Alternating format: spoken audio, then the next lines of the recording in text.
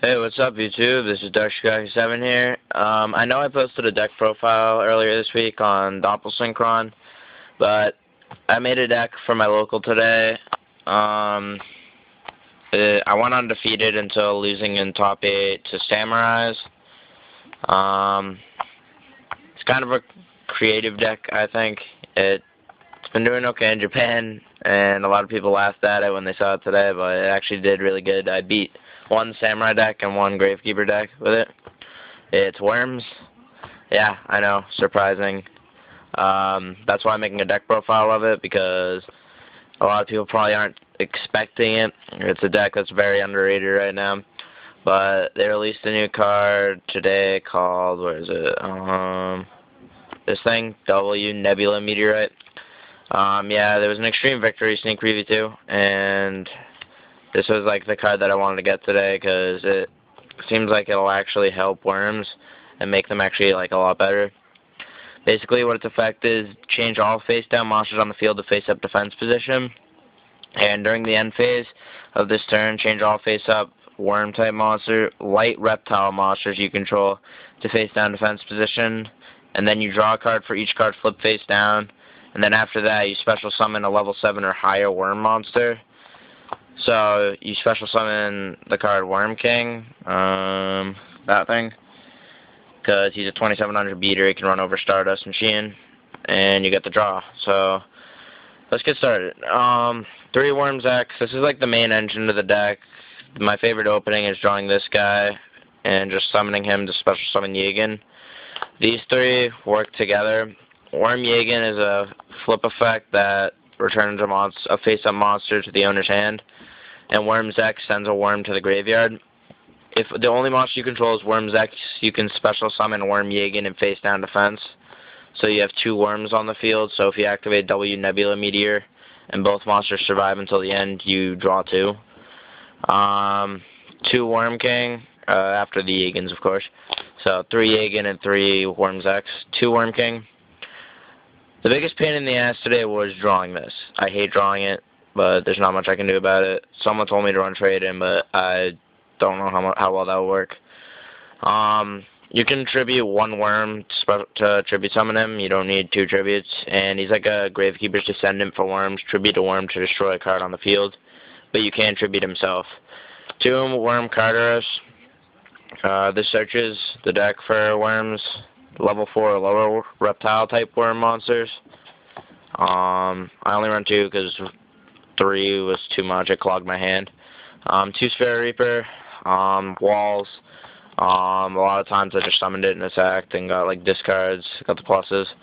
1 Gale. The deck doesn't run tuners, and this card is just overall good. It's like if they have a Stardust or a Sheen that I'm having trouble getting rid of, I run that.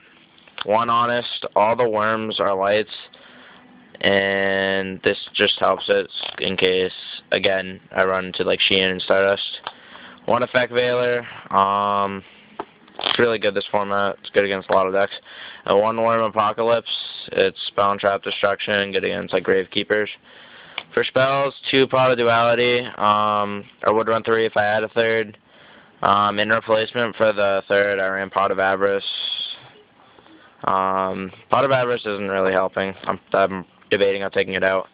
1 Monster Reborn, staple. 1 Pot of Avarice. Basically, if I recycled all my Worms X's, and if I have W Nebula Meteorite still, and I have Worm Kings in the grave, I just activate that. But most of the times I dead drew it. 1 Book of Moon, staple, and really good in this deck. And 1 Dark Hole, another staple. For traps, 3 W Nebula Meteorites. Like I said, this is like the trump card of the deck. This card it's draw power, and it gets out your beat stick, which is Worm King, of course. Triple D Prison. This deck is very trap heavy, by the way, as you'll soon realize. 3D Prison's like one of the best defenses right now. 2 Warning. Staples, obviously. 2 Offerings. This is like Icarus attack. Destroy 1 reptile monster, destroy 2 cards on the field. 2 Bottomless Trap Hole. They're kind of staples. I like them. One Starlight Road, the deck doesn't really get out synchros that often, so Dark Hole can be a real pain in the ass. So I do run one Starlight Road. I'm debating on actually taking Pot of Avarice out for another one. One Trap Dust Shoot. Twice today I opened Trap Dust Shoot and Mind Crush. That was pretty funny. One Mirror Force, staple, one Oppression.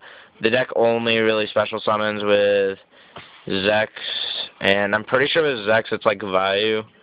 You have to negate the effect like while it's in the grave, and it just stays in the grave.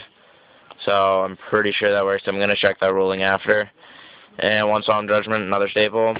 The extra deck didn't really matter. I just ran random stuff. These are my tokens. I side Super Poly, so I run like an Elemental Hero lineup. Chimera Techs, I side Cyber Dragons. And then I just run random synchros. The last card is a Stardust Dragon. That didn't really matter. The only synchro I got out was Stardust Dragon. So, yeah, thanks for watching. I really wanted to post this because I have a feeling it surprises a lot of people that I even beat Samurais today and Gravekeepers.